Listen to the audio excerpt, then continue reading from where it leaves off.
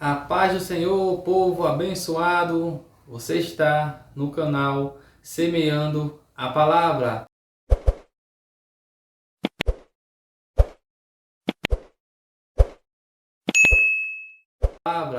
Hoje vou passar por aqui para falar de um assunto muito importante. Por que existem tantas traduções bíblicas? E qual é a melhor? O tema desse vídeo é esse. Por que existem tantas traduções bíblicas e qual é a melhor? Se esse tema te interessa, se inscreve aqui, deixa os comentários e compartilha esse vídeo, para que assim o YouTube venha entender que este conteúdo é relevante. E assim você está ajudando ao criador de conteúdo a divulgar seu trabalho. Meus queridos e amados, vocês que me ouvem através desse vídeo, é uma pergunta que eu me fazia assim que me converti. Por que é que existem tantas traduções bíblicas? E para que nós entendamos isso, nós temos que ter em mente que a Bíblia, originalmente, ela não foi escrita em nossa língua, na língua portuguesa. Ela foi escrita, originalmente, o Velho Testamento, a maior parte dele em hebraico, e uma pequena porção, pequenas porções dentro dos textos em aramaico. E o Novo Testamento, que foi a época em que nosso Senhor e Salvador Jesus Cristo andou aqui nesta terra, em seu ministério terreno, o Novo Testamento foi escrito em grego. Então, está aí, porque existem tantas traduções bíblicas. Vou citar aqui um exemplo da palavra empatia.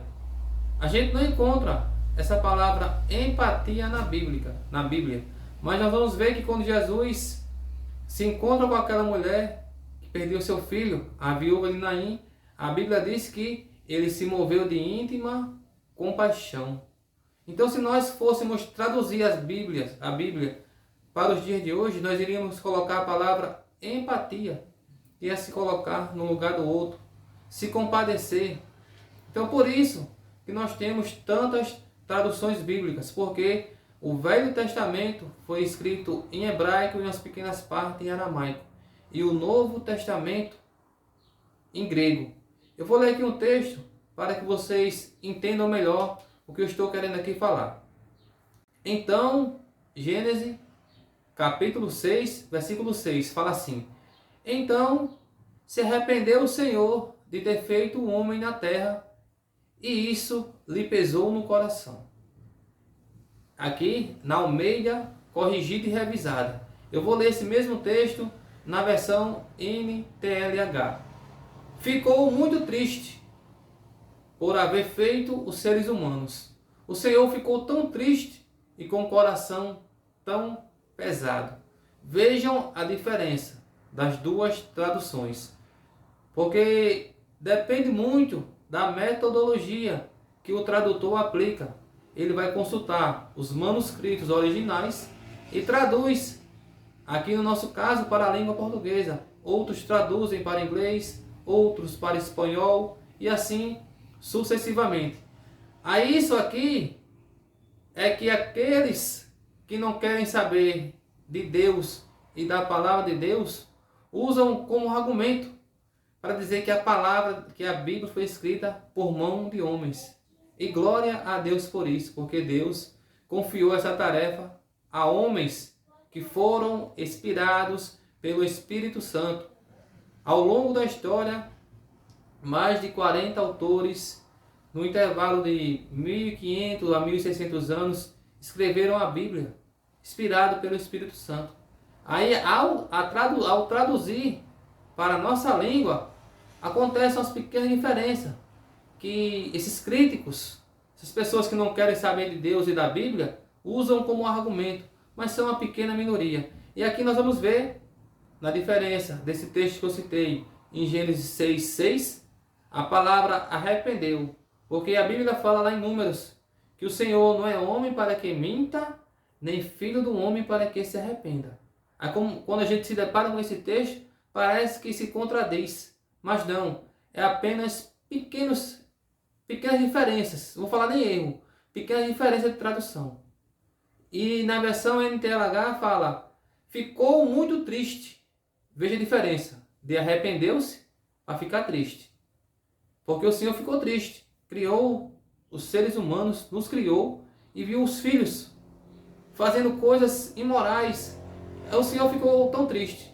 Aqui foi na época que o Senhor enviou o dilúvio e destruiu toda a humanidade e reiniciou a humanidade através de Noé. E aqui você vê a diferença da palavra na Almeida, corrigida e revisada. Então o Senhor se arrependeu. E já na NTLH ficou muito triste. E qual é a melhor tradução para usar? Não tem uma melhor, assim, por dizer melhor tradução. Mas eu indico a versão que eu uso. Esta daqui, a NTLH, que é uma versão de fácil compreensão. Eu vou dar aqui a vocês alguns exemplos. Quando, por exemplo, Abraão pegou seu filho Isaac e levou, a Bíblia fala que ele pegou um cutelo. Aí você para, o que é cutelo? Aí quando você vem para essa versão NTLH, vai estar que ele pegou um punhal. Quando você vai ler o Salmo 91 e pisará áspide, você fala o que é áspide? Aqui já vai estar cobra. Então essa tradução é uma tradução que facilita a compreensão. Você já lê ela. Outras traduções também são boas, mas porém tem essa dificuldade. E até um linguajar de 1600, muitos anos atrás. E essa NTLH é uma linguagem mais atual. Inclusive eu também tenho aqui, ó, esta Bíblia, que eu comprei como Bíblia de comparação. Quando eu vou pregar, eu gosto de comparar alguns textos. Vez ou outra eu paro e comparo os textos. Aqui, ó, tem a tradução brasileira, Almeida corrigida, Almeida revisada e corrigida, Almeida revisada e atualizada, Nova Almeida atualizada e NTLH. Constantemente eu uso esta Bíblia aqui. Um exemplo que eu comparei aqui, que eu vi, que lá em Gálatas, capítulo 5, fala que tem o fruto do Espírito.